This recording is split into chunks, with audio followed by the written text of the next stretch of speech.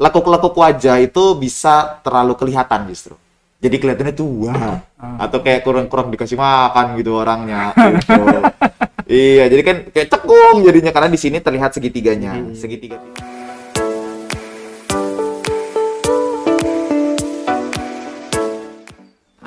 Kita kedatangan tamu, tentunya tamu yang punya pengalaman dan juga punya kompetensi, ya kan, dalam dunia fotografi nih. Jadi selamat datang Mas Michael.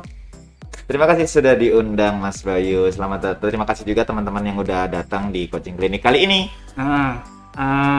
Tentunya kan kalau kita mengundang tamu ya teman-teman, mungkin saya sedikit menceritakan di sini atau nyebutin aja gitu ya. Mas Michael ini adalah group head dari tim kreatif kami. Betul. Jadi semua yang sebenarnya terkait dengan kreativitas ini pasti salah satu hasil dari kerjaan timnya Mas Michael ya, tentunya bukan Mas Michael sendirian. Nah, termasuk di dalamnya adalah dunia fotografi dan juga desain ya Mas. Desain, foto, dan video. Tiga item ini yang menjadi tanggung jawab saya di Getty sebenarnya. Jadi kita akan ngebahas 3 hal itu ya teman-teman, bukan cuma fotografi sebenarnya, karena kan setahu saya juga fotografi baru mulai aja ya.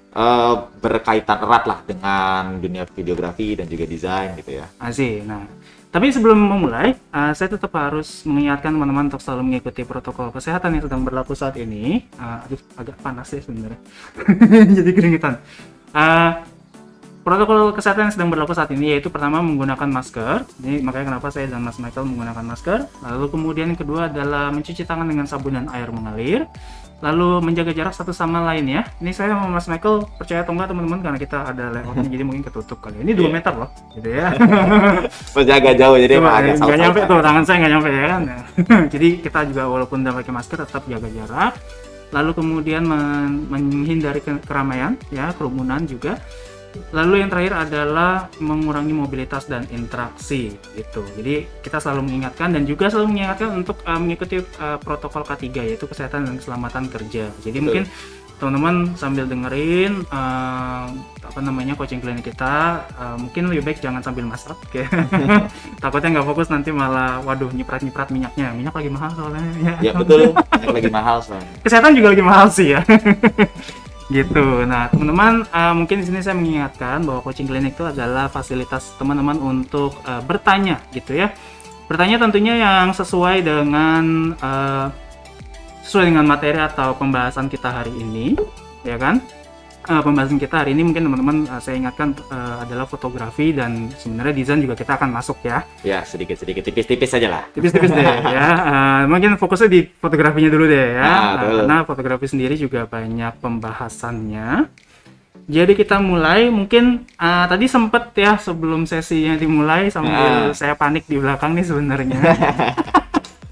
Itu ngobrol-ngobrol dengan Mbak Endri ya, salah satu peserta kami. Udah ada produknya tadi ya? Udah ada produknya ternyata. Ini namanya @dalam_ARJS di Instagram gitu. Ini saya sambil buka-buka juga, sambil melihat-lihat nih. Waduh, ternyata sudah pernah mengadakan photoshoot kecil gitu ya. Terus sudah ada desain juga, ada video juga, sambutan-sambutan gitu-gitu. Bagus. Ini udah bagus dong berarti. Sudah berjalan lah istilahnya, sudah berjalan. Tinggal dipoles aja sebenarnya. Nah, oke. Tadi ada yang kurang atau apa nggak? Kalau dari penglihatan saya di foto-fotonya nih maksudnya. Ya. Dari segi foto-fotonya sendiri, sebenarnya yang menurut saya perlu ditingkatkan adalah kembali lagi ya Mbak Endri, ini bukan judgement ya, ini penilaian pribadi saya juga secara profesional. Jadi ada beberapa hal, kita langsung masuk ke materi sedikit aja kali ya. Iya boleh. Jadi ada beberapa hal yang memang harus kita perhatikan ketika kita menggunakan alat sederhana dalam pemotretan atau dalam foto gitu ya. Yang pertama sudah pasti sumber cahaya. Baru yang kedua berbicara tentang kualitas kamera, gitu ya, kualitas handphone itu sendiri, gitu ya. Tapi emang above all gitu ya, dari semuanya memang man behind the gun-nya, maksudnya adalah si fotografernya sendiri, gitu ya, yang menjadi titik utama gitu untuk sebuah hasil foto itu menjadi bagus atau tidak, gitu ya. Tapi saya tidak bilang foto ini jelek.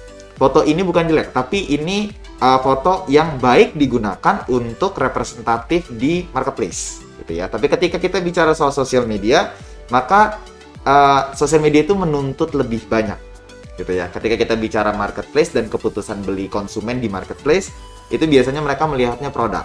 Jadi mindsetnya nih, sebelum ngomongin ke foto itu sendiri ya, mindsetnya adalah ketika kita di marketplace, orang itu sudah ada kecenderungan ingin beli.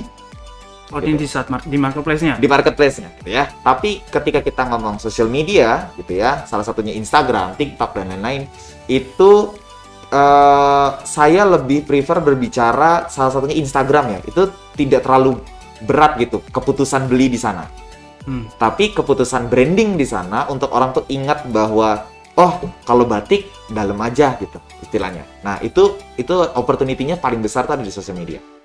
Gitu. Sehingga foto-foto yang disajikan di sosial media itu harus related dengan apa yang dibutuhkan oleh penghuni Instagram istilahnya, gitu. Harus related gitu.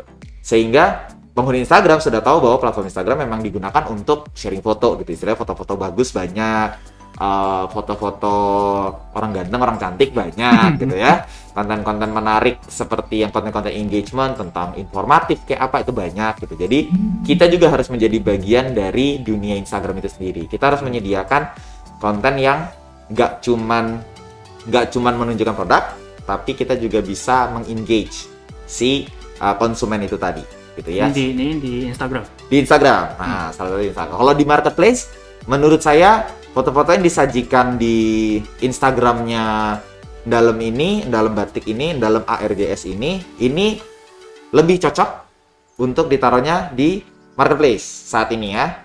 Tapi masih punya potensi untuk jadi konten Instagram, konten yang engage gitu ya. Nah, saya meng-highlight kenapa saya bilang foto-fotonya masih lebih cocok untuk marketplace, tapi mungkin nggak terlalu support untuk di Instagram. Kalau kita lihat fotonya ini, itu saya menyebutnya ada sebagai foto katalog. Okay. Nah, di mana katalog itu lebih sering digunakan di marketplace memang. Ketika teman-teman jualan atau bikin brosur, baik itu e-brosur ataupun printing brosur gitu ya, itu cocok banget foto katalog.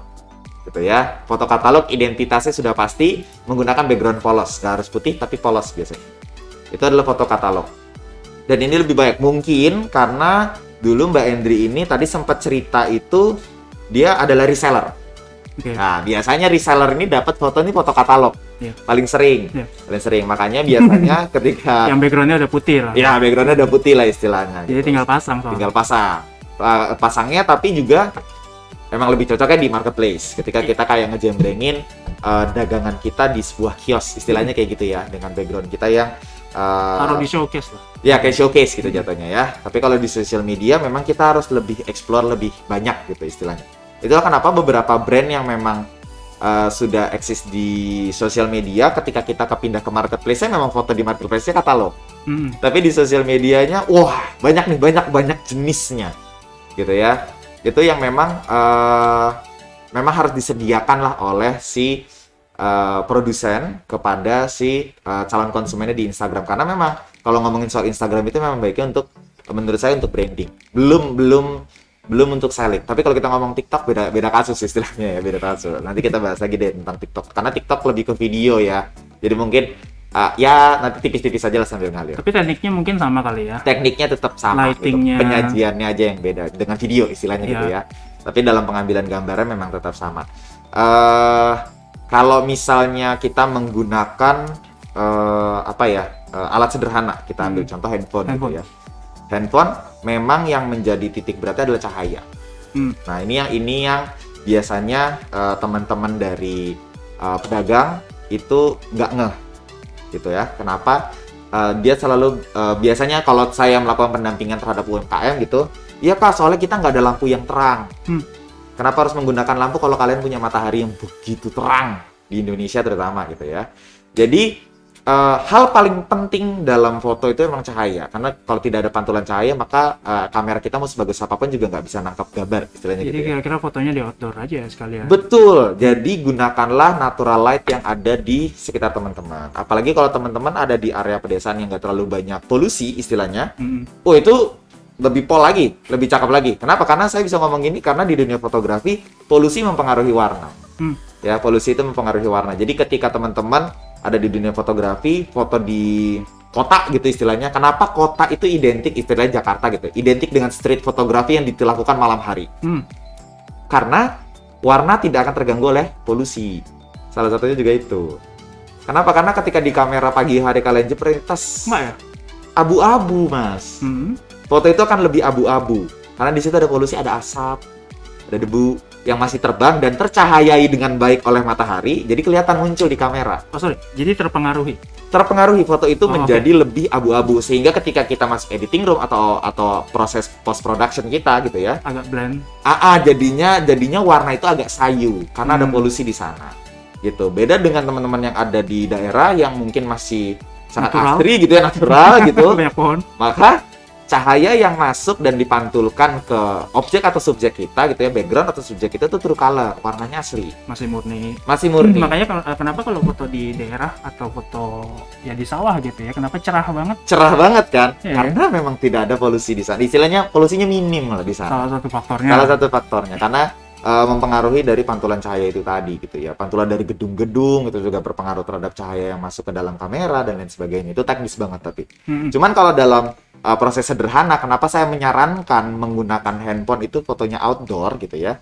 Itu dikarenakan lensa kamera kita, sensor kamera kita di handphone itu tidak sekuat sensor di kamera ini ya, DSLR atau mirrorless gitu ya istilahnya. Sehingga sensor ini butuh dibantu. Ya, sensor ini butuh dibantu untuk menangkap warna lebih banyak. Nah, cara membantunya adalah dengan memantulkan warna natural.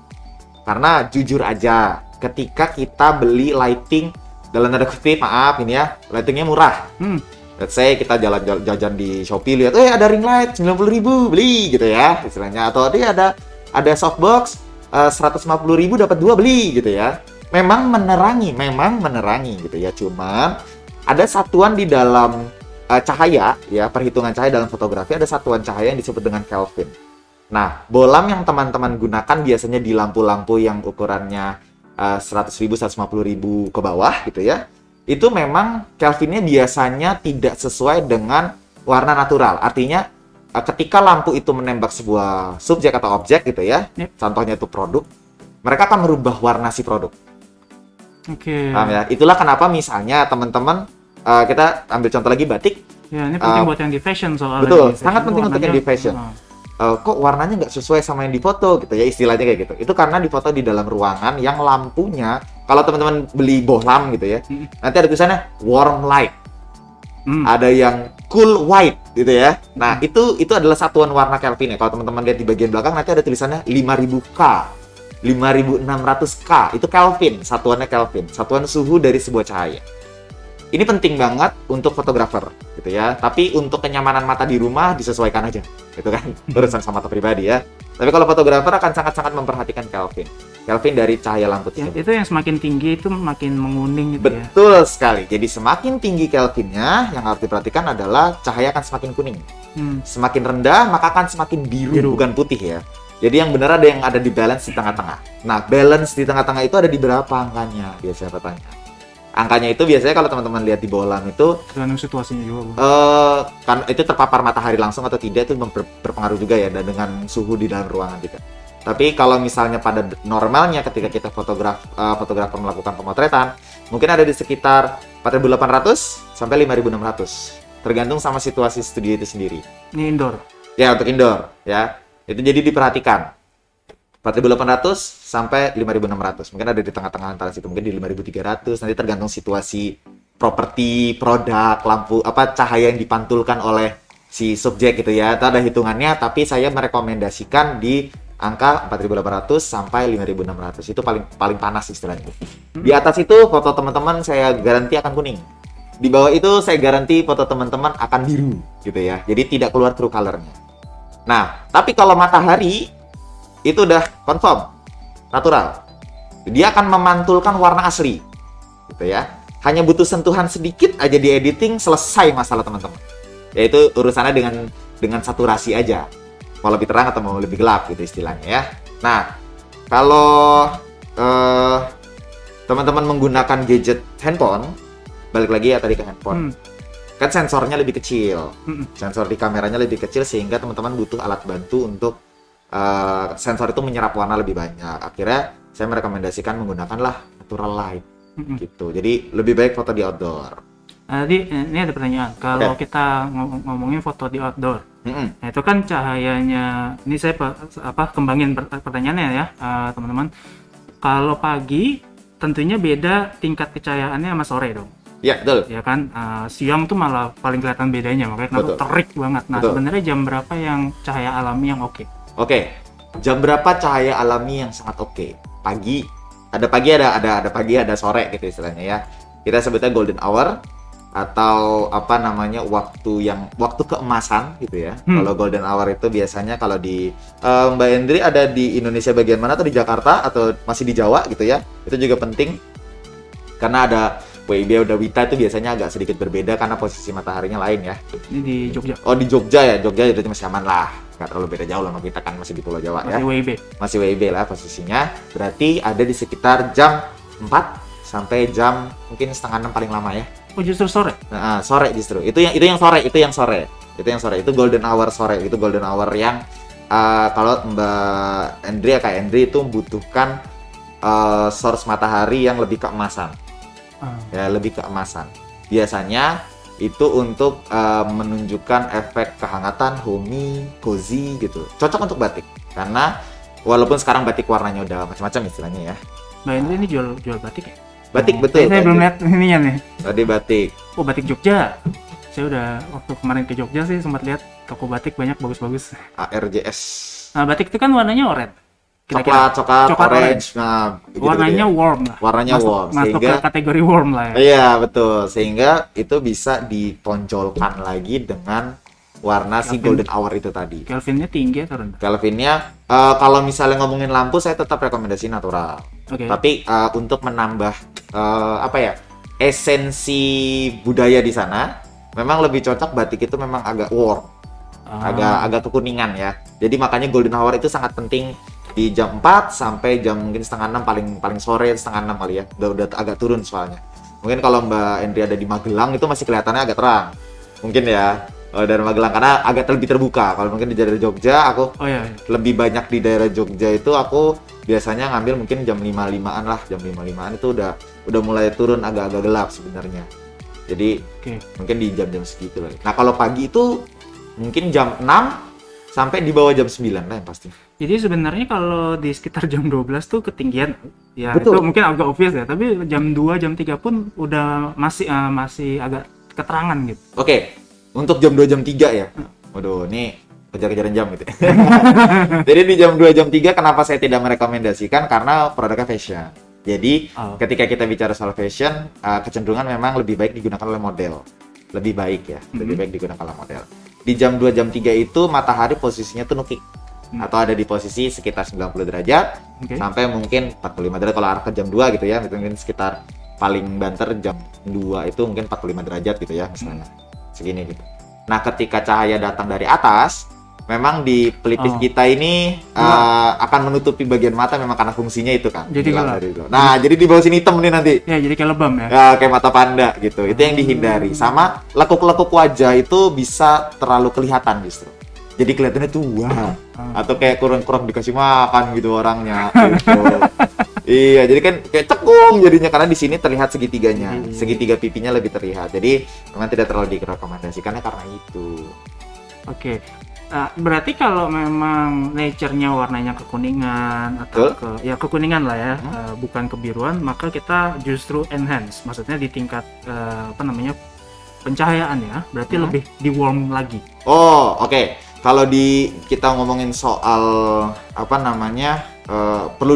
jadi kuningnya perlu di enhance gitu ya. Sebenarnya itu karena karakteristik batiknya. Karena karakteristik batik itu yang dekat pada masyarakat sehingga kita harus menunjukkan rasa homey, rasa kekeluargaannya. Nah, keluarga itu erat dengan kata hangatnya keluarga semakin hangat tuh semakin nyaman gitu istilahnya ya. Nah, karena mau menunjukkan efek itu, maka digunakanlah cahaya yang lebih warm, lebih gold gitu ya, lebih agak orange atau coklat gitu ya. Tapi kalau misalnya perlu di-enhance nggak untuk foto katalog, tentu tidak. Untuk foto katalog tentu tidak. Tapi untuk foto yang tematik untuk sosial media, Ya, konten. nah konten gitu, saya menyarankan memang menggunakan yang lebih cozy, yang lebih kayu, yang lebih alam, natural gitu ya. Oh, jadi sebenarnya bukan karena karakteristik dari barangnya, tapi lebih kepada sebenarnya tujuan dari kita foto itu sendiri. Betul, salah satunya juga itu. Tapi tadi kan saya bisa bilang ini karena barangnya juga tuh dekat dengan kita gitu. Maksudnya batik itu kearifan kita, part of our family gitu istilahnya. Jadi memang lebih banyak orang mengkarakteristikan batik itu dengan warna kuning gitu. Karena juga kalau kita ngomong batik sebagai warisan leluhur, ancient tradisional, something tradisional itu biasanya memang dia akan agak kekuningan. Memang biasanya agak kekuningan. Tapi mungkin berkembang tren juga kali ya. Jadi banyak batik atau presentasi fashion itu lebih minimalis juga banyak sebenarnya.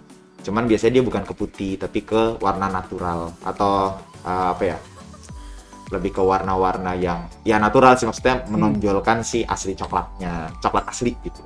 Soalnya dulu saya kepikirnya gini, sebelum ini gitu ya, saya kalau fotografi objeknya warnanya warm, maka saya biruin. Nah, supaya netral. Ya. Oh, nggak harus juga. Oke. Karena kita harus melihat dari sisi balik lagi, ketika kita presentasinya untuk sosial media, maka we have to present it different gitu, agak berbeda, yaitu dengan menunjukkan engagement. Nah, ketika kita ngomongin soal engagement, maka kita harus dekat dengan konsumen, mendekatkan produk kita dengan konsumen. Serasa bahwa konsumen itu nyaman melihat produk kita gitu ya. Kalau memang produk teman-teman itu, let's say clay Gucci clay, pendekatan yang paling efektif kepada si konsumen justru bukan warm, tapi minimalis. Kalau clay, kayak mug, piring-piring clay gitu ya, yang dari tanah liat atau apa gitu, itu justru minimalis, maka dia akan lebih ke putih dan kembali ke warna natural atau warna tanah, earth tone. Tapi kalau misalnya batik, saya masih melihat batik itu sebagai sebuah kearifan lokal yang dipresentasikan secara hangat. Yuk pakai batik kayak orang tua lagi ngajak anak-anak, yuk berangkat yuk gitu, dengan sapaan yang hangat, jadi warnanya lebih ditonjolkan ke karakteristiknya ke sana. Betul. Oke, dan earth tone gitu kan. Bukan karena warnanya. Bukan karena salah paham. Karena kan saya tahunya harus balance. Jadi yang warm di cool, yang cool di warm. Bisa, tapi fungsinya nanti akan berubah, dalam arti bukan lagi tujuannya untuk mengengage orang untuk punya hubungan dengan produk, tapi dia lebih ke untuk mempresentasikan si produk itu sebagai produk. Jadi maksudnya bukan dipresentasikan bukan untuk branding posisinya, tapi untuk selling. Nah, ketika selling, monggo dikembalikan ke putih. Jadi namanya bukan dibiruin ya, tapi dikembalikan ke putih gitu. Biasanya kan erat banget tuh ya, batik sama warna putih. Warna coklatnya batik tulis sama warna putih sebagai kain dasar dari batik. Istilahnya gitu. Nah, itu biasanya tarik aja warna putih, pokoknya ini harus jadi putih sehingga warna coklatnya jadi lebih natural. Juga bisa. Nah, tadi kan foto di outdoor, terus kemudian untuk konten. Untuk konten kan pasti ada kita nggak bisa pakai green screen atau light box. Ya kan, ini buat konten soalnya. Kalau buat katalog ya monggo silakan pakai box, atau pakai manekin gitu kan, karena baju kan pakai manekin. Iya, nah tapi kalau kita mau, berarti kan ada backgroundnya. Betul. Nah, backgroundnya ini ada pertanyaan, backgroundnya dinding rumah tua, karena kan tradisional, dinding rumah tua tradisional juga. Betul. Setema lah, jadi bilang begitu. Itu bagus atau enggak? Oke. Contohnya tinggal target market nih urusan ini. Target market. Ketika kita ngomongin soal situasi di sekeliling subjek gitu, di sekeliling produk, kita ngomong soal target market. Ke siapa kita akan menjual si produk ini? Ketika kita bicara soal anak muda, maka kita tidak bisa terpaku pada hanya tradisional. Justru kita harus bisa menunjukkan bahwa batik is fashionable, jadi teman-teman bisa pakai di mana aja, gitu ya. Ketika targetnya anak muda, mungkin ketika targetnya mungkin di umur 40 ke atas atau sampai 50 ke atas gitu ya, bisa untuk digunakan dengan menggunakan satu ton background aja, yaitu rumah tua, homey, acara penting gitu ya, yang digunakan sebagai background atau surrounding ininya ya, ambience-nya gitu. Kenapa? Karena mereka membutuhkan batik untuk mereka present ke orang, ke teman-temannya untuk datang ke kondangan misalnya gitu, acara-acara penting gitu ya, rata-rata bapak-bapak yang atau ibu-ibu yang ada di umur 40 ke atas. Tapi kalau misalnya buat anak-anak, presentlah semenyenangkan mungkin gitu istrinya gitu ya. Tapi kalau buat anak muda, jangan dibatasi dengan heritage-nya aja. Jadi boleh sah-sah aja menggunakan tembok tua, tapi present juga dia di tempat-tempat publik yang estetik gitu istilahnya ya, tempat-tempat publik yang estetik, menandakan bahwa produk kita batik is fashionable. Gitu. Jadi kemanapun kalian pergi, kalian sebenarnya sah aja pakai batik, nggak cuma buat kondangan. Itu yang mau di present ketika ngomongin soal background. Itulah message dari background. Ya, saya langsung ide gini mungkin ya, karena lagi di Jogja nih, fotografi boleh gak ya di Malioboro? Di Malioboro foto boleh dong? Boleh banget. Buat komersial nih maksudnya. Buat komersial boleh banget. Nah, makanya berarti kan pakailah batik terus diperlihatkan jalan Malioboro sambil difoto gitu kan, difoto di jalan Malioboro menandakan bahwa ini digunakan untuk casual. Untuk casual activities untuk gitu casual ya. activities. Iya, gitu kan? boleh banget. Bukan hanya untuk event tradisional gitu. Boleh misalnya, banget. Kalau event tradisional ya misalnya lamaran gitu ya, kayak gitu-gitu. Selain yang kayak gitu bisa juga. Iya betul, boleh banget. Jadi kalau misalnya mau lihat contoh gitu ya, bisa coba cek Batik Trusmi. Oke. Nah, Batik Trusmi itu khas Cirebon sebenarnya ya, khas Cirebon bukan Jogja. Jadi mereka itu ada transisi. Nah, saya ini kebetulan Batik Trusmi juga merupakan salah satu sub brand yang pernah saya pegang. Saya nggak langsung terjun langsung di Batik Trusmi sih sebenarnya, cuman saya banyak berdiskusi sama staff-staff di sana yang waktu itu baru melek digital juga, kebetulan gitu. Jadi sebelumnya mereka konvensional store lah istilahnya, banyak jualan tuh hanya di offline. Salah satunya mungkin paling dekat di Jakarta di Majestic. Ya udah sentra batik gitu ya. Nah, sentra baju lah. Sentra baju ya. Itu sebenarnya bahkan sentra kain sih. Sentra garment gitu sentra ya. Garment ya, sentra garment. Nah, salah tapi kalau satunya ke Majestic tuh nemenin orang tua beli kain doang. Betul, buat kalau nggak jahit. Iya, buat soalnya ibu saya memang suka ngejahit sih. Iya, betul. Emang di sana lah tempat itu ya garment. Nah, makanya mereka cuma buka di sana waktu di Jakarta. Tapi ketika tim saya ada untuk menangani brand sub brand dari mereka, itu saya juga bantu untuk beberapa insight, sempat syuting juga di sana dan memberikan masukan untuk merubah style mereka present di Instagram. Dari dulunya yang agak-agak menurut saya foto katalog, dari yang sebelumnya foto katalog, kalau sekarang dilihat Batik Trusmi itu inilah yang saya sebut sebagai batiknya anak muda.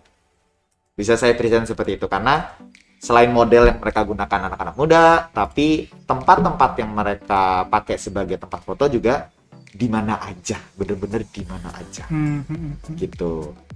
Kalau sekarang mungkin mereka pakai kamera, kalau dulu masih pakai foto katalog. Ya, unik ya. Tapi berarti teman-teman juga harus paham juga STP dong. Jadi masuknya ke ilmu saya nih. Dalam artian harus paham dulu konsumennya. Atau mungkin sebenarnya gini. Ini mau dijual ke siapa deh? Atau modelnya ya, kalau dari kita ngomongin batik, berarti model batik itu kan sebenarnya juga udah ketara ya, bahwa ada model batik yang ini mungkin kalau yang pemilik bisnis pasti udah paham ini buat anak muda gitu ya. Ada yang buat anak muda, ada yang buat acara kawinan gitu yang mana. Nah, itu berarti dari tiap berarti dari tiap konten tersebut harus dibedakan juga fotonya gitu. Betul. Ya. Bisa begitu. Makanya misalnya kalau saya lihat di sini kan mulai dari batik yang sifatnya untuk di rumah sebagai ini saya sambil lihat IG-nya ya. Ada yang bentuknya casual banget yang untuk di rumah kayak buat piyama atau aktivitas di rumah gitu ya. Terus ada yang formal, ada yang modelannya anak muda banget seperti kayak buat kayak buat apa namanya nih, cardigan atau kemeja outer gitu ya. Ada juga gitu. Nah, ini memang baiknya adalah disesuaikan dengan target mata dari si produk itu sendiri dan atau kebutuhannya si produk itu sendiri. Misalnya kalau memang di rumah ya foto-fotolah di rumah. Kalau memang untuk acara resmi ya bolehlah colong-colongan lah foto di daerah yang terlihat gedung-gedung. Nggak usah pesta, nggak usah datang ke pesta orang lagi kondangan tiba-tiba kita masuk, nggak gitu juga gitu. Cuman fotolah di area-area yang gedung-gedung atau area-area bisnis distrik seperti perkantoran. Itu menunjukkan bahwa pakaian ini cocok untuk formal gitu. Atau memang saya jadinya soal waktu di Jogja itu kan ada apa namanya toko batiknya gede banget. Dia sampai punya studionya sih. Ya pakai studio juga bisa dong. Pakai studio juga sebenarnya bisa. Selama kita setting ya dengan baik lah si lighting. Tapi kalau misalnya saat ini sepertinya kebutuhannya untuk ini ya, untuk apa namanya production yang lebih murah lah istilahnya. Ya memang sih studio agak pricey saat ini. Oke, ini ada ininya nih Mas Bayu nih untuk segmen pasarnya tuh. Ya ini harus saya jawab nih. Nah iya betul.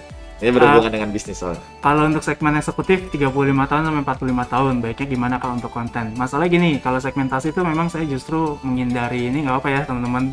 Kita agak nyampur ya. Agak nyampur. Saya bilang mau paksa ya Mas Bayu. Ya ini Mas Bayu yang jawab. Ya jadi kalau segmentasi itu saya sering menghindari yang namanya umur. Demografi sebenarnya secara umum demografi saya menghindari. Umur, gender,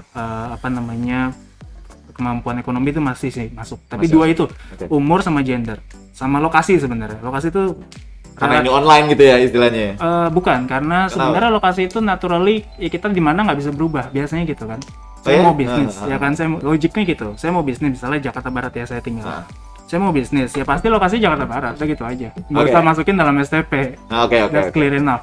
Nah sementara kalau umur dan gender, kenapa saya menghindari? Karena konteksnya bisa berbeda. Umur 30, ini kan pertanyaan 35 sampai 45. Anggaplah 35 udah telat kawin ya. Saya mau ngomong kayak 25 sampai 35 misalnya. Umur 25 sampai 35 dibedakan sama 35 sama 45. Kan gitu ya. Ini bisa satu segmen yang sama. Kenapa? Misalnya kegunaan batiknya untuk kawin. Sama. Itu it doesn't umurnya nggak pengaruh. Bahkan sampai 20 pun bisa. Jadi 20 sampai 45 misalnya itu bisa segmen yang sama. Karena segmen yang sama gitu ya. Yes, karena segmennya adalah segmen untuk beli batiknya kenapa? Untuk kawin, untuk menikah. Untuk menikah atau lamaran pokoknya sekitar atau itu. Untuk acara formal yang datang ke pesta atau apa gitu. Atau formal. Mungkin kita lebih generalisasiin sedikit nggak apa. Fungsi batiknya adalah untuk acara formal. Betul. Sementara terus kemudian ada segmen lain namanya casual.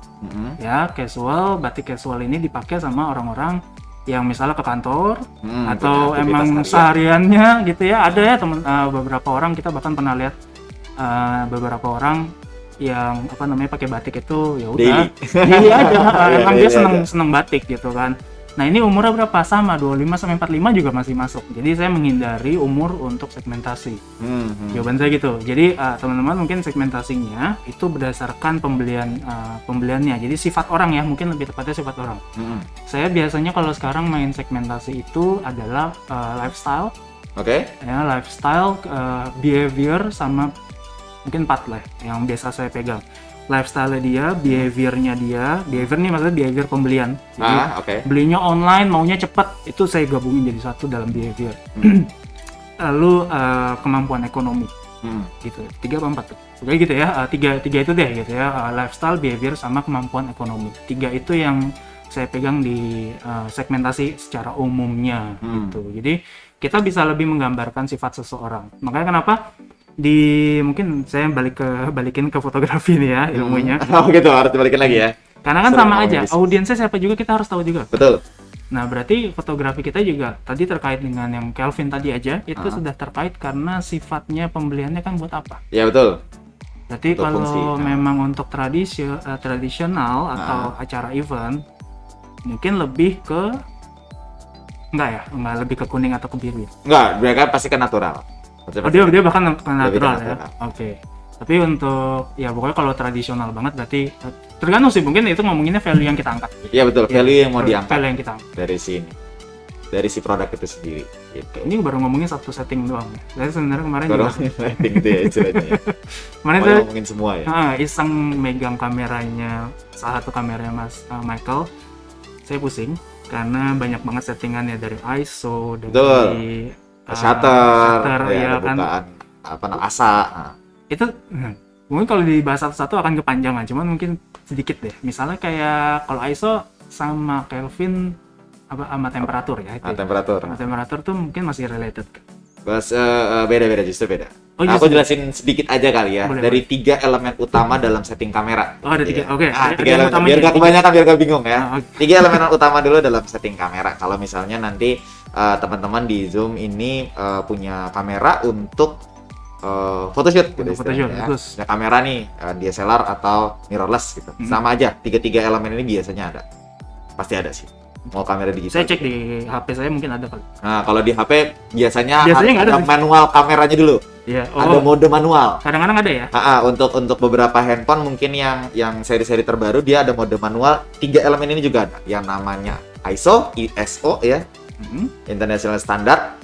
Itu ngomongin tentang jumlah cahaya yang ingin ditambah. Ya, jadi let's say gini. Ini cahaya saya saat ini ya, teman-teman bisa lihat segini. Ketika ISO-nya dinaikin, maka cahaya yang masuk ke saya dipaksa ditambah oleh sensor kamera. Ya, dipaksa ditambah. Efeknya adalah gambar saya jadi lebih terang. Oke, tapi lebih Tetapi memutih. namanya ada noise. Ada namanya noise. Jadi Oke. ketika cahaya dipaksa naik, maka kamera bilang, bos, ini udah keterangan, saya nggak bisa baca warna karena saya paksa. Ya kan, kameranya maksa cahaya itu lebih tinggi.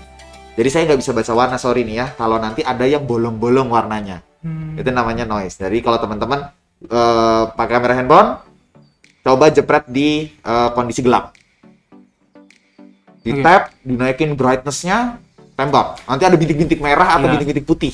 Ya, Itu adalah jelas. malfungsi kamera menangkap warna karena dipaksa terang.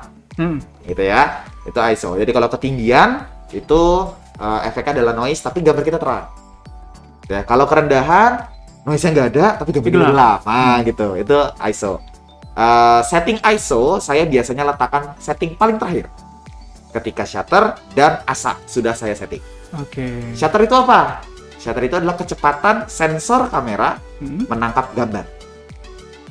Semakin tinggi shutter, maka shutter itu biasanya angkanya itu atau ditandakan di kamera itu dengan 1/100, 1/200 gitu ya. Itu namanya shutter. Nah, semakin tinggi angka di belakang 1, saya sambil nyari settingan sendiri di sini. ya, 1/300, 1/500 gitu ya. Semakin tinggi angka di belakangnya, maka sensor itu akan bergerak semakin cepat untuk menangkap gambar. Jadi semakin tinggi nih, kalau misalnya mau nangkap citah lagi lari nih, swat gitu ya. Nah, dapat tuh. Gambar citahnya itu lagi diem. Gitu ya. Semakin rendah shutter, tapi semakin gelap. Tapi kalau semakin tinggi semakin gelap. Semakin rendah shutter, semakin lambat kita menangkap gambar. Artinya kita mengizinkan kamera itu untuk yuk masuk dulu yuk, cahayanya yuk, gitu istilahnya. Jadi lebih terang, cuman kamera membutuhkan waktu lebih lama untuk menangkap gambar. Sehingga si objeknya itu, si subjek fotonya itu harus diem. Kalau dia goyang gini, nah ada namanya motion blur. Atau ada bayangan produknya itu di kanan kiri. Gitu. Jadi kalau misalnya pas foto, kok berbayang gini, kamu sih kecepatan gerak. Nah itu karena shutternya di settingnya rendah. Rendah ini 1/1. 1/0,25, 1/1. Yang tinggi? Yang tinggi 1/100, 1/200, angka di 1/5000 belakangnya. gitu. Oke. Kalau dalam kamera setting normal ya, maksudnya kita mengikuti dengan kemampuan mata kita, biasanya ada di 1/80, 1/100. Oke. Mungkin paling lambat banget 1/60. Itu yang sebenarnya mata kita tangkap. Makanya kalau kita muter blur. masih berbayang. Ini Inilah yang terjadi di 1/, ya, berbayang ya. Inilah yang terjadi di 1/80 atau 1/100. Ini yang terjadi. Oke. Kalau misalnya di 1/200 ini yang terjadi. Gitu ya. Jadi kita tidak melihat ada bayangan yang terjadi. Oke, Gitu. semakin Karena tinggi. Istilahnya kalau misalnya gambar tuh ditangkap 200 gambar dalam satu kali jepret, istilahnya gitu. Kayak frame per Makanya padat gitu ya. Tapi kalau cuma ditangkap 80 ya saya cuma dapat sini, jadi ada bayangan di situ. Ya, mata kita soalnya berusaha memenuhi lubang frame dari kosong gitu ya, gitu frame ya. kosong itu. Gitu. Nah, itu shutter. Yang terakhir adalah ASA. ASA itu atau ditandai dengan huruf F. Oke. Huruf F itu ya, ASA. Atau aperture. Aperture. Dalam bahasa Inggrisnya aperture gitu ya. Kalau beli kamera biasanya dia di setting dalam bahasa Inggris biasanya ya. Itu sebutannya aperture. Ditandai dengan huruf F lalu angka. F 3,6, F4, F5 gitu ya. Semakin besar ASA, maka gambar akan semakin jelas, baik subjek maupun background. Makanya ada kata orang tuh gambar bokeh. Gambar bokeh atau gambar yang belakangnya ngeblur itu adalah asa kecil atau f1.4 atau 1,4. f1,8. Semakin kecil f-nya, semakin kecil asanya, itu maka akan semakin ngeblur background-nya. Akan termasuk semakin fokus kepada satu titik saja. Gitu ya. Nah, tujuannya nanti beda lagi tuh. Istilahnya, kalau misalnya f-nya semakin gede, semakin gelap gambarnya. Tapi semakin detail yang diambil. Gitu ya. Tapi kalau misalnya efek kecil, ya belakangnya ngeblur. Ya, tapi gambar semakin terang. Nah, tiga elemen itu harus diseimbangkan supaya terdapat gambar yang jelas, tertata mau di mana difokusinnya, istilahnya gitu. Terus tidak terdistract oleh background misalnya, atau justru backgroundnya sangat dibutuhin, jadi tergantung kebutuhan. Itulah kenapa ISO saya terletakkan terakhir. Gitu. Urutannya, oke, ISO terakhir. Pertamanya saya biasanya kalau modeling yang pertama saya atur adalah asanya dulu. Asa dulu, shutter, lalu ya, itu shutter, habis itu baru si ISO. Soalnya gini, apakah background saya perlukan untuk saya foto? Oh, nggak perlu kayaknya enak deh ini gue close up aja. Jadi backgroundnya agak bokeh. Maka saya kecilin dulu si asanya. Misalnya saya pakai 1.8 normalnya. Atau normal kamera baru beli itu biasanya 3,5. Asal paling kecil nih 3,5. f3,5. Terus saya deketin subjek saya supaya saya bisa dapat backgroundnya bokeh atau blur. Oke, ini udah dapat nih. Nah, apakah subjek saya bergerak atau tidak ketika difoto? Kalau modeling biasanya enggak. Biasanya dia akan stay still. Ya. Pose kan, pose ya, pose. Jadi ya udahlah 1/100 masih aman lah kayaknya gitu ya. Atau backgroundnya banyak motor-motor nih, saya nggak mau kelihatan, agak kecilin dikit deh 180 misalnya.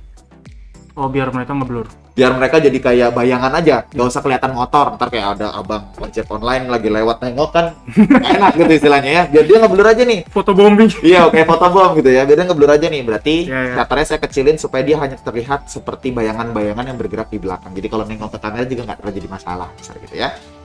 Baru terakhir di ISO.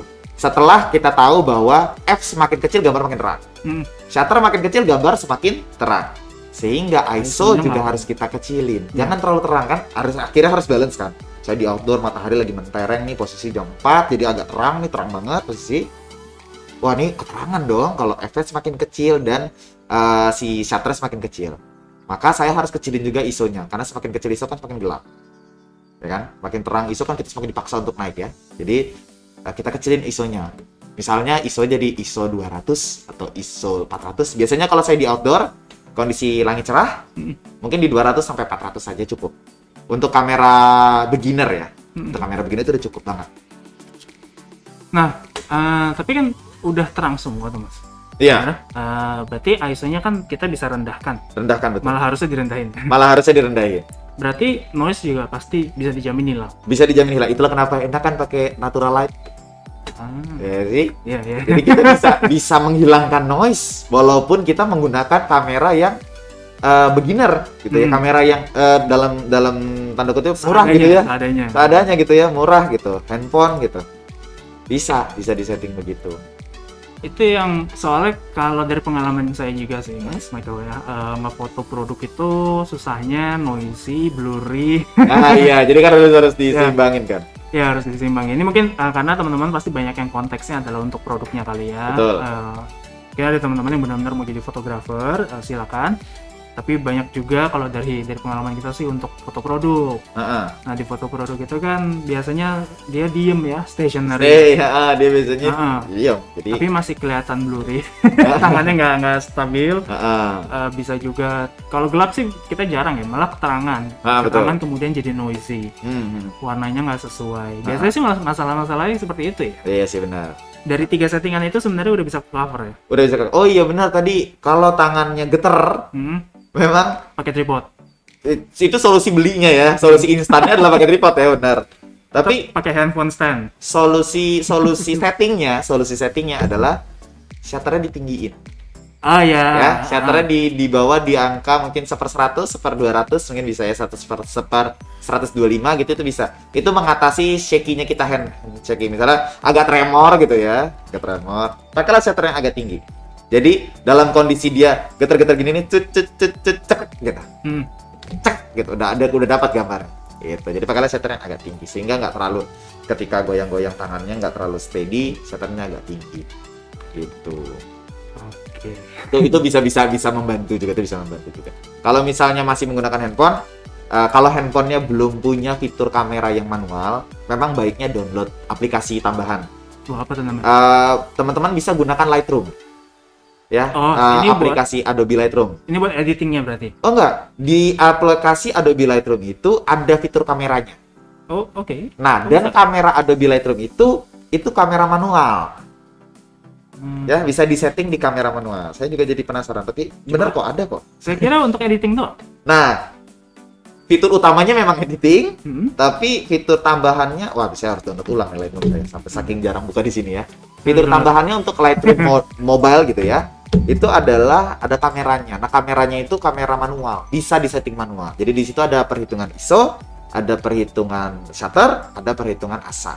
Memang sedikit berbeda dengan kamera DSLR karena digital ya, karena digital. Maksud digital adalah kan ini lensanya, kalau kamera saya lensanya ada 2. Mungkin ada teman-teman yang punya lensa 4, ada yang 3 gitu ya.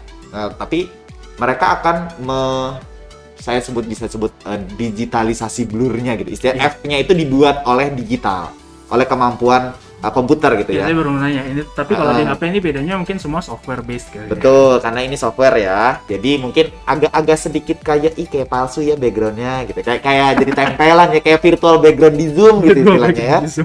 Tapi fitur ini sebenarnya ketika kita menggunakannya pas gitu ya. Kembali lagi saya merekomendasikan menggunakan natural light supaya F-nya itu nggak terlalu norak ada di belakang, supaya kita nggak terlalu dapat, misalnya kita udah dapat cahaya yang cukup, jadi F itu nggak usah terlalu norak mundur.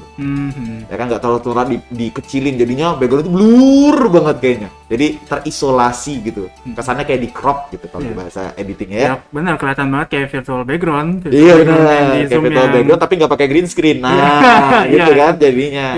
Daripada terlalu norak gitu istilahnya, kelihatannya. Jadi senatural mungkin. Bisa tuh digunakan fitur itu. Kalau misalnya mau lebih profesional, kalau teman-teman pakai iPhone, ada kamera berbayar, aplikasi berbayar di iPhone namanya DSLR. Saya suka pakai juga. Itu works better daripada Lightroom. Gitu ya, karena kembali lagi Lightroom itu aplikasi editing, ya, majornya. Jadi cuman bonus saja dapat kamera. Ya, tapi kalau misalnya di aplikasi DSLR, mereka lebih natural, bluurnya lebih natural dibandingin sama itu. Kalau mungkin pengguna iPhone ada, tapi berbayar ya. Tapi berbayar untuk yang DSLR ya. Itu bisa diatur lebih manual dan lebih natural. Tapi kalau pengguna iPhone ada mode namanya portrait. Gitu ya. Kalau teman-teman di iPhone itu ada mode namanya portrait, itu untuk digital digital blur. Itu juga bisa bermanfaat, cuman minusnya memang untuk mode portrait biasanya ini mode portrait ya.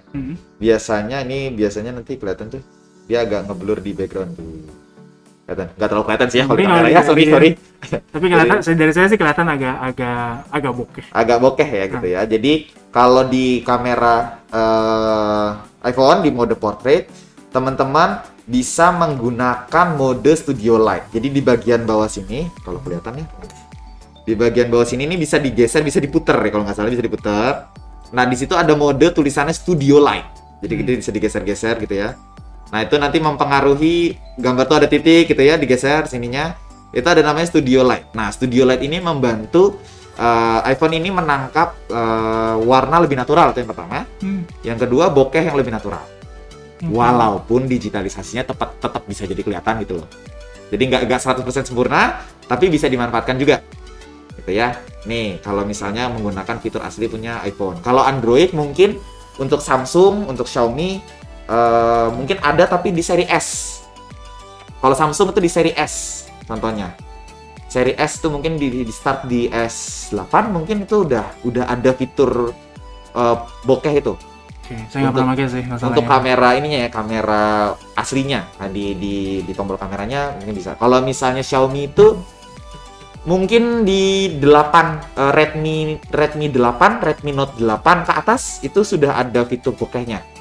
Nah, monggo dicoba. Gitu. Tadi kan saya sempat ngomong di awal tuh, Ada lightingnya yang paling penting, yang kedua tuh alat juga penting gitu ya. Nah kalau menggunakan handphone, coba cek di generasi kalau Xiaomi misalnya Redmi Note ke atas, Redmi Note 8 ke atas, 8, 9, sekarang udah nyampe 10, 11 gitu ya kalau nggak salah ya Redmi. Tapi kalau Samsung seri S itu mungkin ada di S8 ke atas generasinya, termasuk sekarang yang seri A. Seri A itu juga udah bisa A50 something, itu udah bisa bokeh sekarang, tinggal di touch aja. Kalau aplikasinya sendiri tadi kan di iPhone ada yang berbayar yang namanya DSLR. DSLR, betul. Kalau di Android alternatifnya? Nah, kebetulan saya pengguna iPhone-nya lebih lama daripada si pengguna Android ya, mohon maaf. Jadi mungkin untuk aplikasi Android, teman-teman tetap bisa ada aplikasi Lightroom. Akhirnya kita pakai Lightroom ya. Nah, kalau di sini nih teman-teman bisa lihat ya. Mudah-mudahan kelihatan. HP saya malah ketutup ya. Maaf. Ini saya lagi coba Lightroom sih. Ini ya, ini tampilan Lightroom. Mudah-mudahan kelihatan di sini ada button warna biru. Sorry, terbalik di sini ya. Salah di sini. Nah, di sini ini ada button 2 warna biru. Di salah satunya gambar kamera. Itu diklik ya. Teman-teman diklik. Nah, ketika diklik, nih saya kayaknya harus agak adjust sedikit biar bisa ngatakan. Gemes aku. Kelihatan nggak Mas Bay? Ini ya. Nah, ketika diklik di bawah ada setting ya. Nah, settingnya tuh di situ. Ya, macam-macam. Ada ISO, ada shutter. Ya maaf ya agak goyang-goyang, kameranya agak jauh. Nah, itu ya. Itu settingan manualnya. Ya, teman-teman. Itu bisa disetting secara manual. SS tuh apa sih? Mana ya? Saya belum lihat. Paling kiri. Oke. Di settingan pertama ada EXP. Itu exposure atau keterangan cahayanya. Oh, oke. Di saya namanya SS, nggak tahu apaan tuh. Shutter speed. SEC ya? Shutter speed nih, SS. SS shutter speed atau tadi yang kita sebut sebagai betul shutter speed. Dari tadi kita sebut shutter speed. Shutter. Kita sebutnya tadi shutter doang ya. Shutter. Itulah yang di angka 1 per. Oh iya. Nah, biasanya nih yang agak beda di sini nih. Yang agak beda di sini. Settingan shutternya ini. Ini juga tergantung dari HP-nya bisa menghandle itu nggak sih? Untuk fitur ini setahu saya memang di semua aplikasi Android yang berapa titik berapanya tinggal itu. Update ke berapa titik berapa. Apakah handphone teman-teman capable atau tidak, ini kembali lagi ke versi handphonenya. Oke. Maksudnya sudah diupdate di berapa titik berapa. Misalnya ini bahkan saya nggak tahu ini udah seri. Saya lupa punya saya kayaknya terakhir apa sih? Oreo Pi. Kalau nggak salah ini Pi sih. Android Pie. Nah, ini udah, sekarang udah nyampe volume 7.2 ya, Lightroom-nya 7.2. Jadi ini sudah ada memang. Saya agak lupa mereka keluar fitur ini di berapa titik berapa ya, maksudnya seri si Lightroom-nya ya. Misalnya teman-teman masih ada di bawah requirement, memang tidak ada. Itu tidak bisa digunakan fitur ini. Tapi kalau misalnya masih ada di requirement, pasti bisa dipakai fitur ini. Itu sangat ngebantu.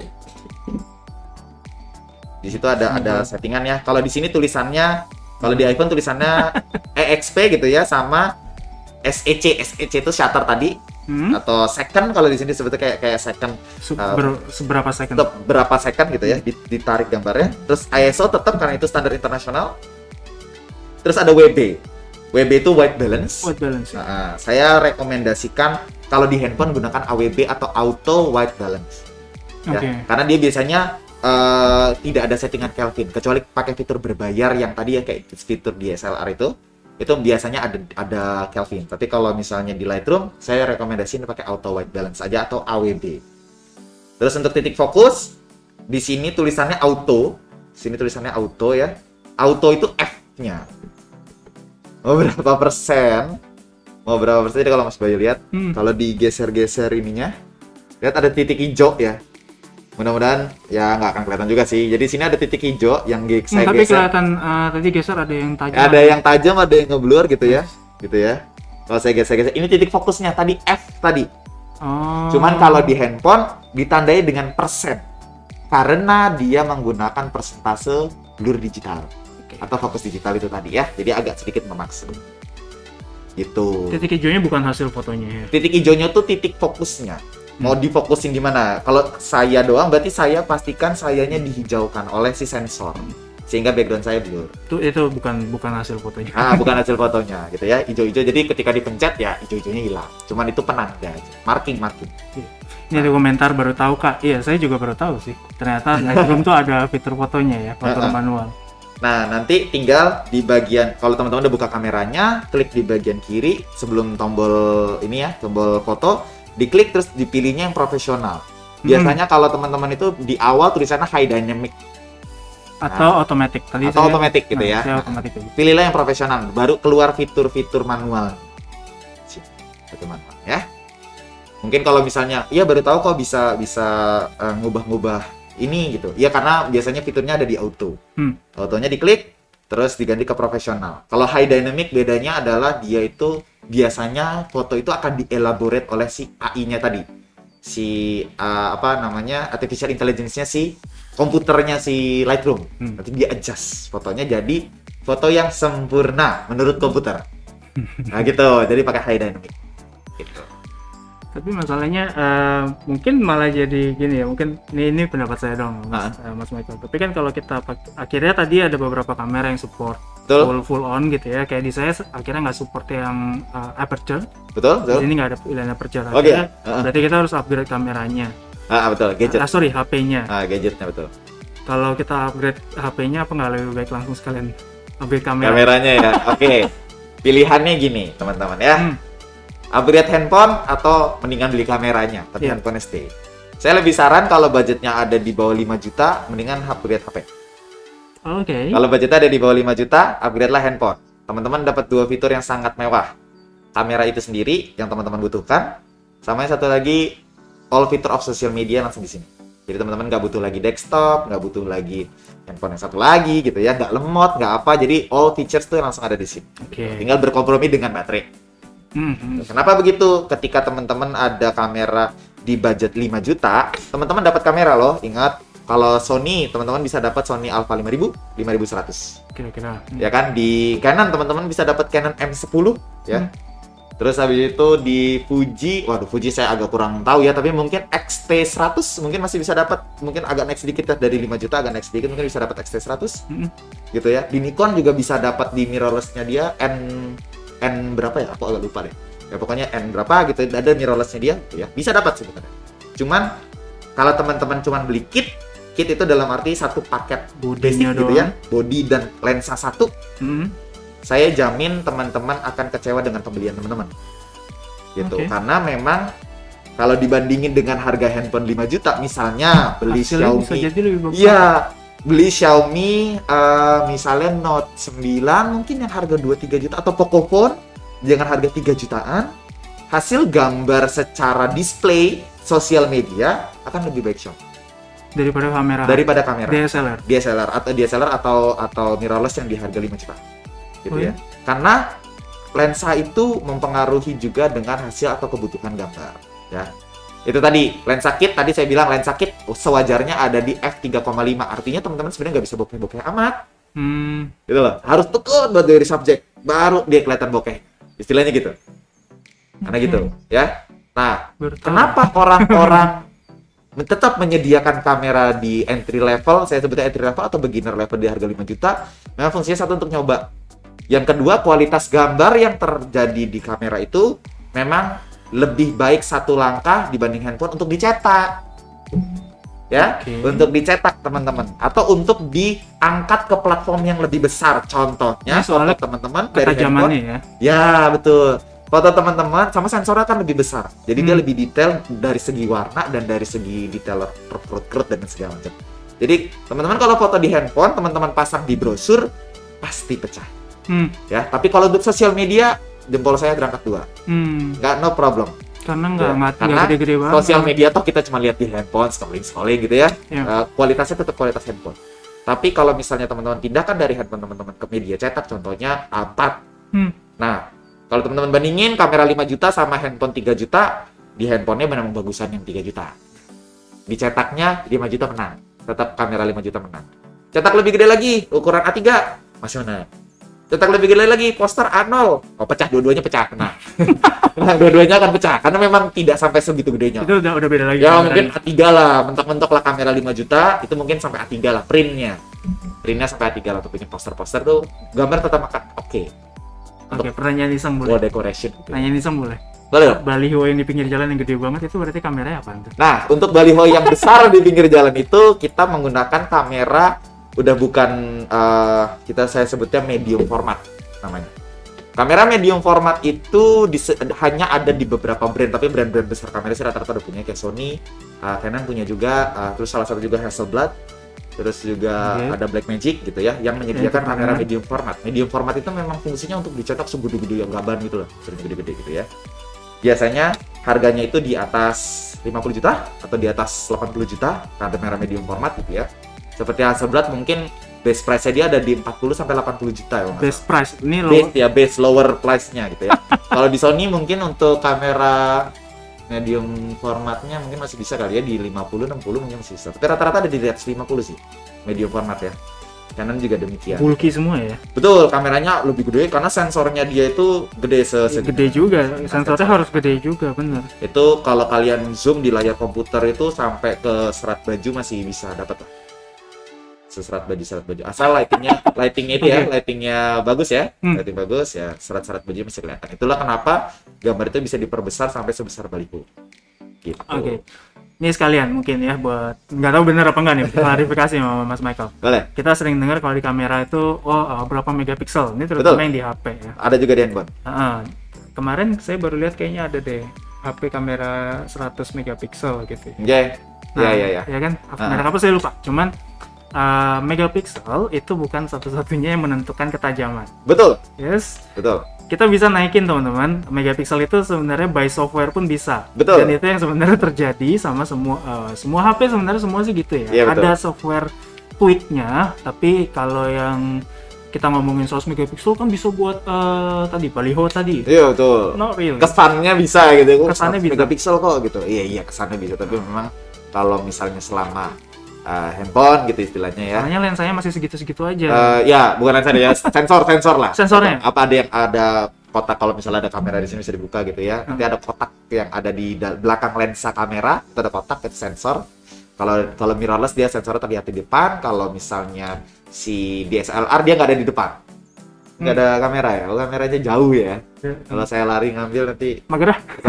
kecarnya kotor kacir ya, ini juga nggak ada kamera ya. Tapi intinya ya ada. Nah, besaran sensor itu mempengaruhi hasil detail gambar. Jadi bukan megapiksel. Nggak secara utuh megapiksel itu merepresentasikan ketajaman gambar.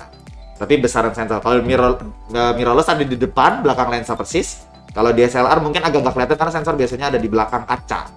Jadi kalau teman-teman buka DSLR gitu ya, kamera yang agak gemuk gitu, itu pas kalian buka adanya kaca. Itu bukan sensor, sensornya nanti ada lagi bentuknya komputer di bagian belakang. Oke. Gitu. Jadi teman-teman mungkin pelajarannya adalah kalau kita memang sudah niat ya, ini apalagi yang udah punya bisnis biasanya sih udah niat, punya dananya biasanya. Betul. Untuk kita modalin lebih dari cuman HP. Tapi ternyata nggak selalu terus dengan uang aja kita langsung pasti dapat hasil yang bagus. Ternyata kalau sampai 5 juta ya tergantung dari kegunaannya juga ya, teman-teman harus paham juga mungkin ya. Betul paham. Kegunaannya juga itu apa. Jadi kita nggak bisa sembarangan, dipilih-pilih yang bagus. Nah, semoga ini sangat membantu ya teman-teman. Kita sebenarnya udah di penghujung waktu. Coaching klinik ini sebenarnya lagi kita jalanin untuk seminggu ya. Hari ini topiknya memang fotografi. Nanti ada topik lain yaitu marketplace, dan juga marketplace maksudnya seperti ini ya, kita jualan di toko online. Lalu juga ada topik bermacam-macam yang lain. Teman-teman bisa cek di link kita di Linktree tahu ya, linktr.ee/global edukasi talenta inkubator gitu. Itu untuk melihat berbagai macam kelas kita. Tentunya ini semua kan kita ajarkan dengan lebih mendalam ya Mas Michael, dan juga sebenarnya coaching klinik juga kita jalankan lewat kelas interaktif di mana kita membahas lagi secara prakteknya seperti apa. Mas Michael salah satu juga dari instruktur kami ya di kelas fotografi. Jadi Jangan khawatir kalau nanti yang ngajar siapa ya, tetap ada Mas Michael dan juga ada fotografer kita yang lainnya juga Iya ya. betul. Tentunya kita juga instruktur kami tentunya yang berpengalaman dan kompeten di dalam bidangnya. Jadi untuk sesi hari ini saya ucapkan terima kasih kepada teman-teman. Tadi banyak ngobrol dengan Bu ya. Kak aja biar Kak, salah ya. Kak deh. Ya, Kak. Hendri. Dengan Kak Endri, terima kasih sudah bertanya dan silakan kalau mungkin tertarik dengan kelas kita yang lain atau coaching klinik kita yang lainnya juga bisa klik linknya di Linktree tadi, Linktree/Global Edukasi Talenta Inkubator. Boleh banget ya, karena kita lagi membuka nih justru ya, coaching klinik kita lagi kita buka untuk teman-teman daftar di dalamnya gitu. Mas Michael, thank you banget udah datang. Terima kasih Kak Hendri juga, terima kasih sudah nanya-nanya ya. Thank you juga udah setup kita tadi ini. Agak panik juga, kaget tadi pagi agak telat soalnya, jadi terus ada technical issue pula gitu. Ada yang skip, ada yang skip gitu ya.